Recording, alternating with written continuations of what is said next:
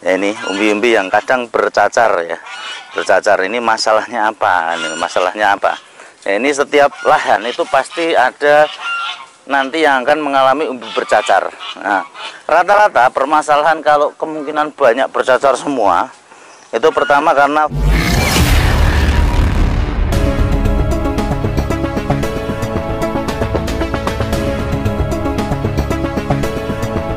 Assalamualaikum warahmatullahi wabarakatuh. Hari ini kita coba bongkar umbi porang yang kita tanam. Dulu dari bibit isi 234 ya, yang letaknya ini di samping rumah, lahannya tidak banyak.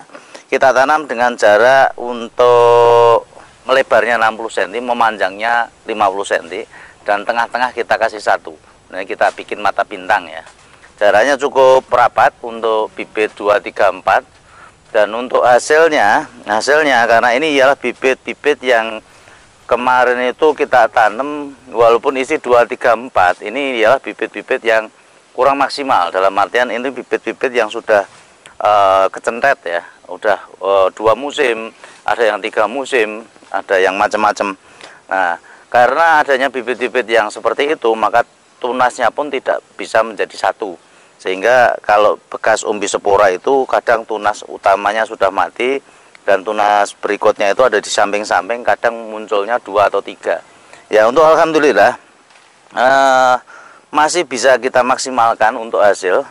Ini ada yang besar juga, tolong ambil ke timbangan, nanti kita cek juga timbangan yang hijau, yang kecil. Terusan yang sebatas ini baru kita bongkar sekitar ya 2,5 meter, 3 meter lah.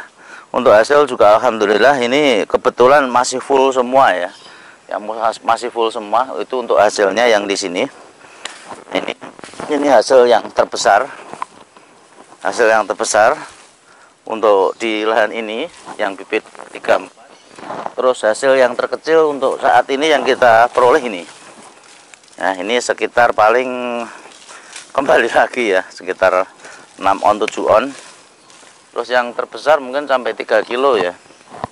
Ini ialah perbandingan yang kita bongkar hari ini. Nah, untuk tempat ya, nanti kita baru siapkan. Di situ ada pohon pisang. Pohon pisang ini nanti karena bawahnya cukup rimbun, makanya kita bongkar. Begitu kita bongkar, kita masukkan ke angkong.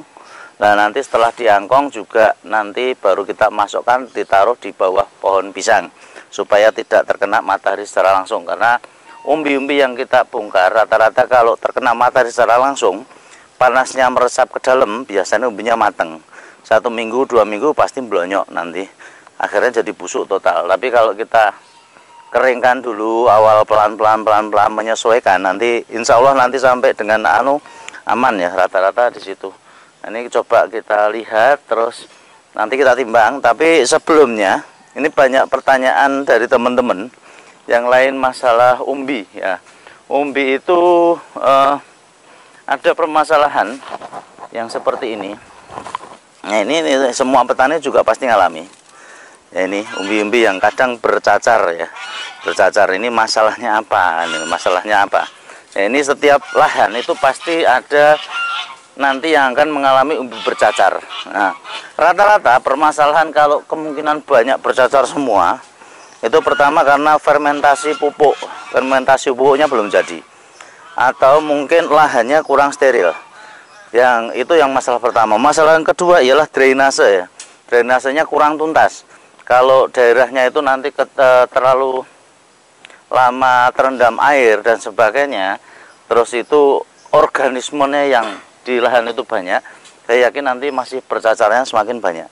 Nah, kalau bercacar banyak itu rata-rata kalau sudah cacarnya meledos, ya itu ngering dan sebagainya, ke dalam nanti akan ada hewan-hewan kecil. Nah, ini perlu perawatan khusus ya. Untuk yang bercacar itu tolong nanti dibersihkan, dicuci, dibersihkan. Tidak bisa maksimal nanti secara otomatis memang, tapi kita berusaha untuk mencuci total dan sebagainya. Setelah bersih nanti segera mungkin disemprot dengan insektisida, karena nanti supaya organisme kayak semut, kayak kelabang dan sebagainya tidak masuk ke dalam umbi. Kalau sekali masuk ke dalam umbi, di situ pasti nanti akan membusuk ya.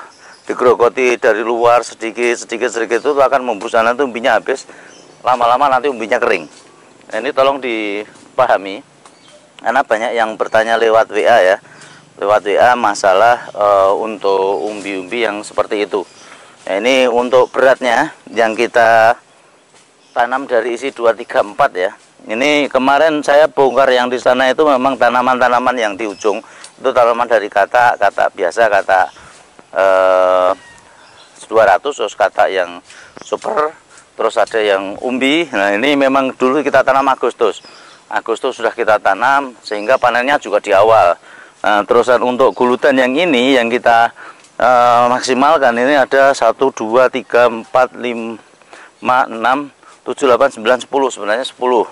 Nah, 10 dari 3 gulutan kemarin sudah kita bongkar ya. 3 gulutan itu kita bongkar, raknya di sana udah tak simpen juga.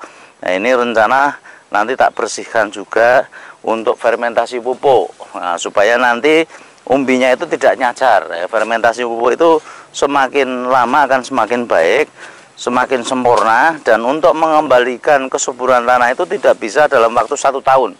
Rata-rata kita ngolah tanah dan memaksimalkan tanah itu sampai dengan 2 tahun itu baru stabil ya.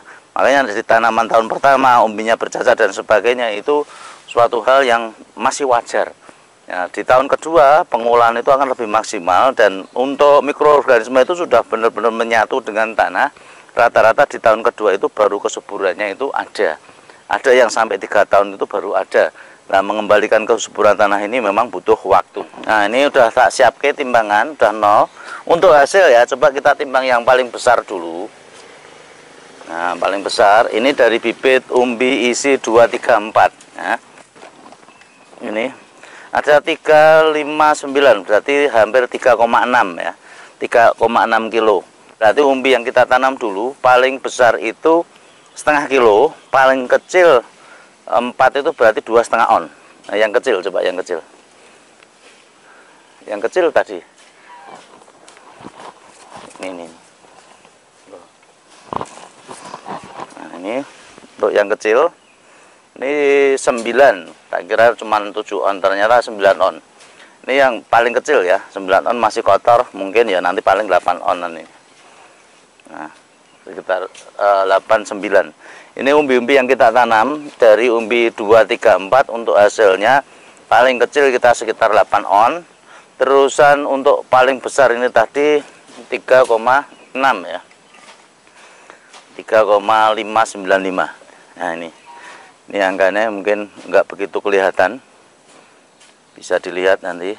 Nah, ini persisnya 3,595. Nah, ini untuk hasil. Yang jelas untuk tanaman ini kalau saat ini itu harga bibitnya sudah murah ya, tentunya akan menguntungkan, karena tanaman ini itu tahun-tahun ini rata-rata banyak mengeluh petani karena pembelian bibitnya yang dulu-dulunya memang mahal ya. Untuk saat ini karena bibit murah dan banyak, secara otomatis apabila harga pun juga harga seperti ini itu saya yakin sudah jalan ya.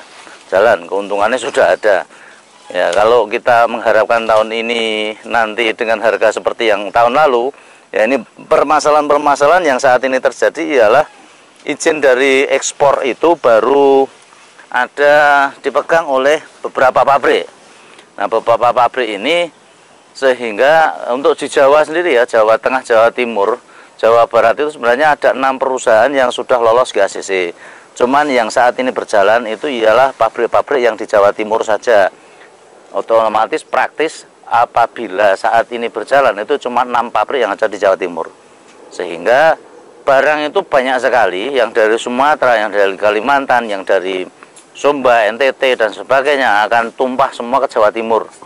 Nah, permasalahan-permasalahan ini sehingga perusahaan itu overload ya, overload untuk produknya terlalu banyak, sehingga kemarin saya sempat dijadwalkan ya paling dapat jatah itu satu red 1 minggu belum tentu sekali.